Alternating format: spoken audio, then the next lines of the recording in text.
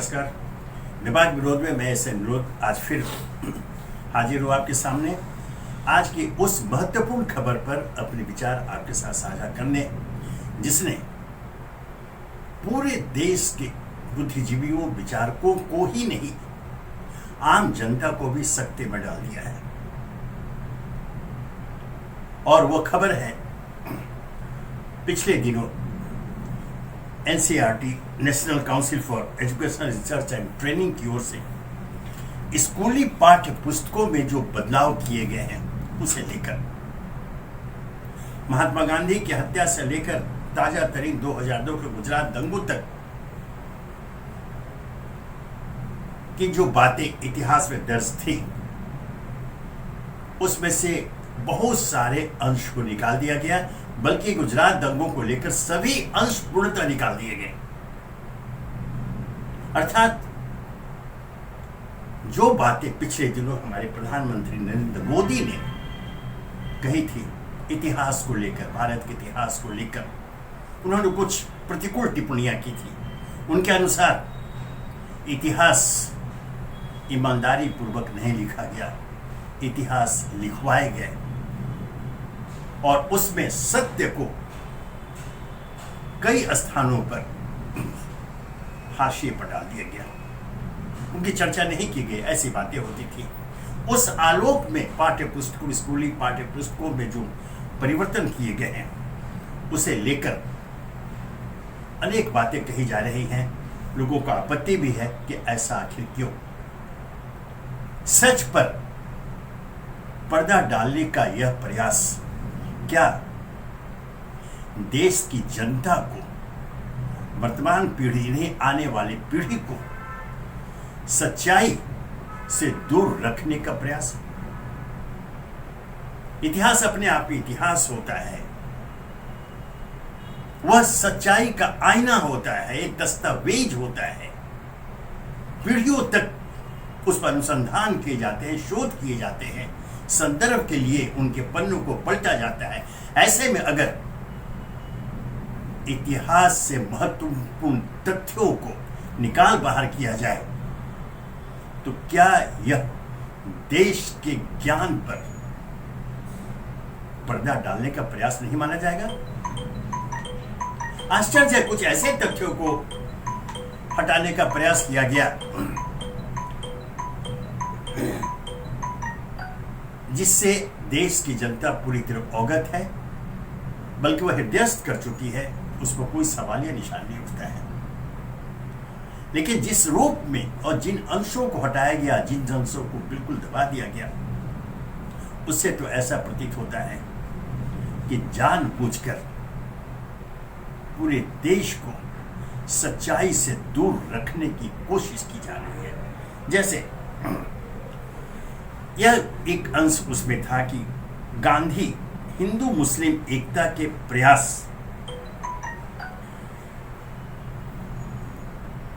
से अनेक कट्टर हिंदूवादी संगठन और लोग नाराज थे।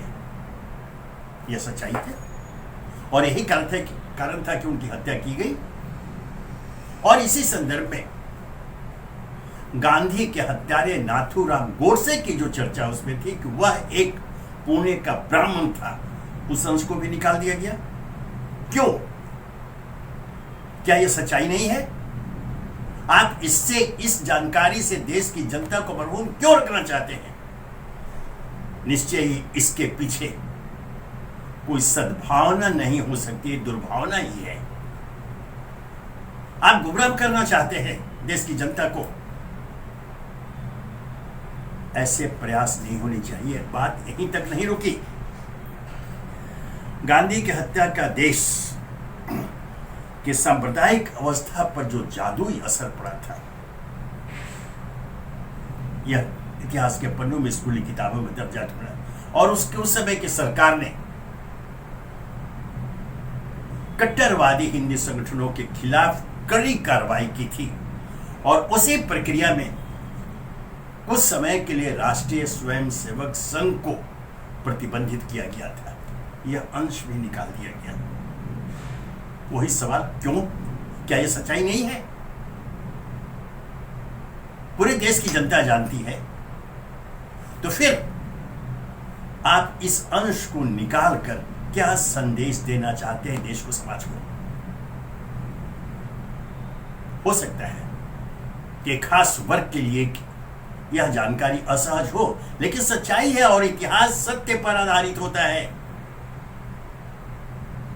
इतिहास के साथ छेड़छाड़, ध्यान रखें, इतिहास के साथ छेड़छाड़ का अर्थ है कि आने वाले दिनों में भूगोल के बदल जाने का भी खतरा नहीं करता है। यह एक सच्चाई है। इतिहास में ऐसे अनेक प्रकरण मौजूद हैं, बावजूद इसके इस प्रकार के प्रयास।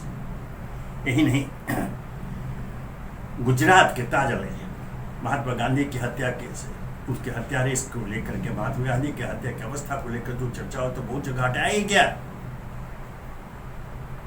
सबसे जो खतरनाक बात वो ये रही कि 2002 के गुजरात के दंगों से संबंधित प्राय सभी अंश निकाल दिए गए उन स्कूली किताबों से जो 6ठी क्लास से लेकर 12वीं क्लास तक पढ़ाई जाती है। क्यों? क्या गुजरात के दंगे एक ऐतिहासिक सच नहीं है? क्यों निकाल दिया उनकी चर्चा को? साफ है कि कहीं न कहीं मन में, हृदय में, एक खास शासक वर्ग के दिल में यह तथ्य मौजूद है कि आने वाली पीढ़ी इन बातों के लिए, ऐसे कारनामों के लिए हो सकता है कि उनके खिलाफ मानस बना ले और इतिहास के पन्नों में उनकी चर्चा विपरीत रूप में की जाए। यह भय वर्तमान शासकों के दिलों में कहीं न कहीं व्याप्त है और इसीलिए अब तो ये सामने खुलकर आ गया। पूरा का पूरा प्रसंग विवरण दंगों को लेकर निकाल बाहर किया गया। इससे यह संदेश तो साफ साफ मिल गया कि ठीक है, चर्चा होती है इन दिनों, बहुत व्यापक चर्चा की वर्तमान शासन काल में लोकतंत्र की हत्या की जाए, उसे छोड़ दीजिए, उस पर मतभेद है। लेकिन यह इतिहास बदलने की जो घटना सामने आई है, ऐतिहासिक तत्वों पर पर्दा डालने की जो बातें सामने आई हैं, उससे पूरा देश विचलित है, क्योंकि यह शुरुआत है, ध्यान रखिए। और अगर इसका विरोध अभी नहीं हुआ, इसमें संशोधन नहीं हुआ, तो आने वाले दिनों में कुछ ऐसे तथ्य स्कूली किताबों के पाठ्य पुस्तकों के पन्नों में दर्ज कर दिए जा सकते हैं, जिससे संभवतः राष्ट्रपिता महात्मा गांधी एक खलनायक के रूप में चित्रित कर दिए जाए और उनके हत्यारा नाथूराम गोडसे एक नायक के रूप में। बात छोटी है, ज्यादा प्रचार नहीं हुआ, लेकिन हुआ कि इसी देश में, भारत देश में, जिसके राष्ट्रपिता के रूप में महात्मा गांधी स्थापित हैं, उनके हत्यारे के मंदिर बनाए गए। यह सच्चाई है। तो जैसा मैंने कहा कि यह शुरुआत है और यह एक खतरनाक शुरुआत है। यह प्रक्रिया एक ऐसी प्रक्रिया है जो पूरे देश की वर्तमान पीढ़ी को, नई पीढ़ी को और आने वाली भावी पीढ़ी को अंधकार की तथ्यों की जानकारी के अंधकार के गर्त में डाल देगी, उन्हें अज्ञानी बना देगी। हम विश्व गुरु होने के दावेदार हैं और हम आने वाली पीढ़ी को अज्ञानी बनाना चाहते हैं। यह प्रयास ही एक ऐसा प्रयास है जिसे राष्ट्रद्रोह की श्रेणी में रखा जाना चाहिए, लेकिन यहां स्वयं सत्ता की ओर से ऐसा किया जा रहा है, ऐसे कृत्यों को अंजाम दिया जा रहा है। यहां पर मुझे याद आती हो बात कि इस ऐसे, जिसे मैंने कहा कृत्यों को अंजाम दिया जाता है, ऐसे कृत्यों का अंजाम कौन देता है? शासक इच्छा प्रकट करते हैं और व्यवहार के स्तर पर लागू करने का काम अधिकारियों और कर्मचारियों का है, जो संविधान की शपथ लेकर कुर्सी पर बैठते हैं न्याय के लिए, संविधान की रक्षा के लिए, देश के लोकतंत्र की रक्षा के लिए, आम नागरिकों को लोकतांत्रिक अधिकारों की सुरक्षा के लिए। फिर ऐसे में वे इस तरह की इच्छा को सफल कैसे होने देते, उन्हें मूर्त रूप क्यों देते हैं? उनके हाथों से होता है, उनकी कलमों से होता है। क्या वे इस पर सही तर्क के साथ इच्छा प्रकट करने वाले शासक को समझा नहीं सकते हैं? या फिर याद कीजिए, इंदिरा गांधी के शासन बल्कि कुशासन और भ्रष्टाचार के खिलाफ जब जयप्रकाश नारायण का आंदोलन शुरू हुआ था, जो जेपी आंदोलन के नाम से विख्यात हुआ,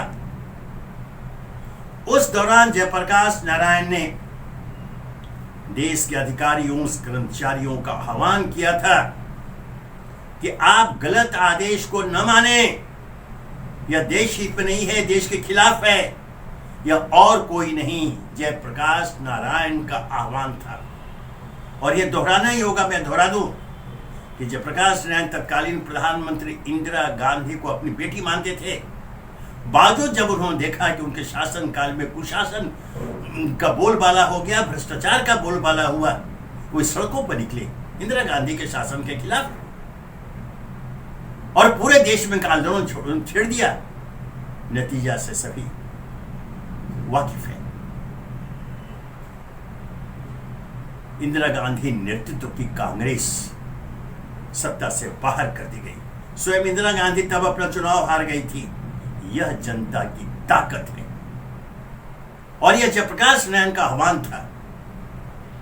आज जब गलत इच्छाओं की पूर्ति के लिए हमारे अधिकारी कर्मचारी पंक्ति में खड़े होकर के आदेश की प्रतीक्षा करते हैं और उसे मूर्त रूप देते हैं उन गलतों को, तो दुख होता है कि हमारा शासन किन हाथों में चला गया,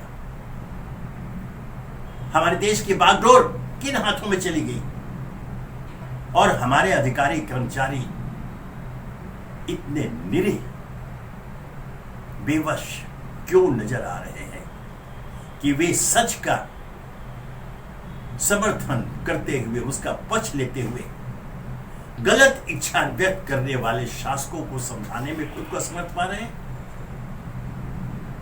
आवश्यकता अनुसार अगर जरूरी हो, अगर वो देश हित में हो, समाज हित में हो, शिक्षा के हित में हो, आप पाठ्य पुस्तकों में अवश्य बदलाव करें।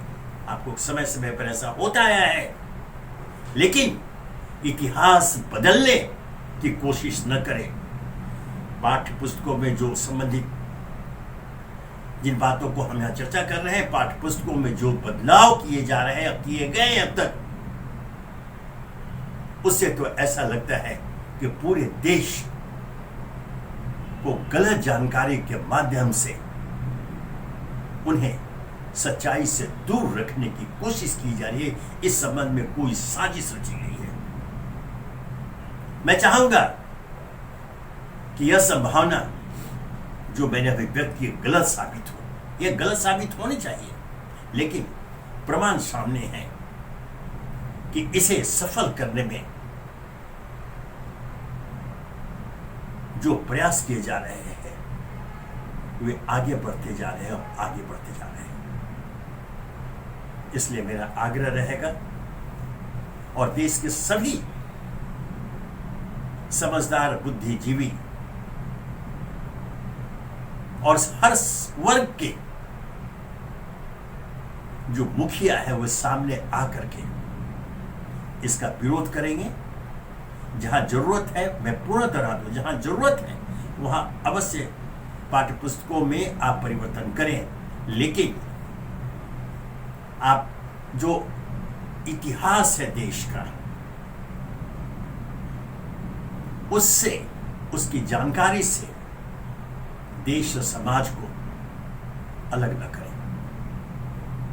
इतिहास की जानकारी रखने का उन्हें हक है, सच्चे इतिहास की, और इतिहास में फेर बदलकर जिस प्रकार के प्रयास अस्पष्ट है जो प्रयास किए, जो जिस तरह के परिवर्तन हो रहे हैं उससे साफ है कि ऐसे प्रयास किए जा रहे हैं कि सच्चाई पर, कुछ असहज सच्चाइयों पर पर्दा डाल दिया जाए। गुजरात के दंगे इसका एक उदाहरण है। उनके सभी अंश निकाल लिए गए। महात्मा गांधी के हत्यारे को बचाने की कोशिश की जा रही है। यहां यह बचाना ही होगा। वह जिस जाति वर्ग का था उसकी वर्णन है, जिस क्षेत्र का था उसका वर्णन है। उस पर पर्दा, उस जानकारी से पर्दा क्यों डालना चाहते हैं? उस पर आप कहीं न कहीं आपके दिल में उस व्यक्ति के लिए, उस हत्यारे के लिए, राष्ट्रपिता के हत्यारे के लिए नरम भाव व्याप्त है। अर्थात जैसे कि मैंने कहा कि आशंका व्यक्त की जा रही कि आने वाले दिनों में हो सकता है कि महात्मा गांधी खलनायक की भूमिका में दिखाए जाए और उनके हत्यारे नाथूराम गोडसे को नायक की भूमिका में। यह चुनौती है पूरे देश को, यह चुनौती है हर बुद्धिजीवी वर्ग को, हर विचारकों को, विद्यार्थियों को, शिक्षकों को, अभिभावकों को, कि इसका विरोध करें, खुलकर विरोध करें, सामने आए। विरोध ऐसा हो, स्वर इतने तेज हो कि ऐसी वंशाधारक और इसे मूर्त रूप, ऐसे परिवर्तन को मूर्त रूप देने वाले आपके सामने, अर्थात देश के सामने, जनता के सामने दंडवत हो जाए, क्षमा मांगे। पुनः यह दोहरा दूं, इतिहास इतिहास होता है। वह खिलवाड़ की वस्तु नहीं है कि जब जैसे चाहा, जिस दिशा में चाहा आपने किक मार दिया, शॉट मार दिया। वह एक तथ्य है जो विराजमान रहता है और वह देश की दिशा तय करता है आने वाले दिनों के लिए। ऐसे में पुनः इस खतरे को ध्यान में रखते हुए इन संशोधनों पर पुनर्विचार करे सरकार कि अगर इतिहास के साथ छेड़छाड़ की जाती है तो भूगोल के साथ भी छेड़छाड़ होने से कोई बच नहीं सकता। इस तरह के अनेक उदाहरण विश्व इतिहास में दर्ज हैं। तो क्या हम अपने भूगोल के साथ भी छेड़छाड़ करने के लिए तैयार हैं? क्या यह हमें स्वीकार्य है? क्या यह हमें स्वीकार्य होगा? कतई नहीं, कदापि नहीं। केंद्र सरकार का वह वर्ग जो ऐसे मामलों में निर्णय लेता है, इस तथ्य को हृदयस्थ कर ले कि अंततः यह भारत की जनता, यह देश की जनता है जो किसी भी ऐसी पूंछ सामने आ जाती है जिसमें उन्होंने लिखा था, सिंहासन खाली करो कि जनता आती है। यह भी एक ऐतिहासिक